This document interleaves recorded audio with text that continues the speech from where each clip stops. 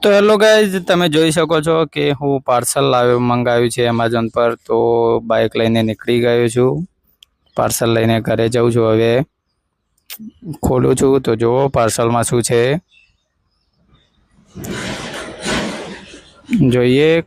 ખોલે છે, કાતરથી કાપી છે. હવે બોક્સ નીકાળીએ, જુઓ. અનબોક્સિંગ કરી દીધું છે આપણે.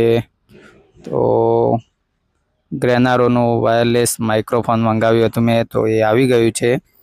હવે જે બોલીએ છીએ તે અવાજ સ્પષ્ટ આવશે અને કમ્પ્લીટ સંભળાશે, કેમ કે નોઇઝ આવતો હતો તો વિડીયોમાં તો અવાજ સરખો નહોતો આવતો.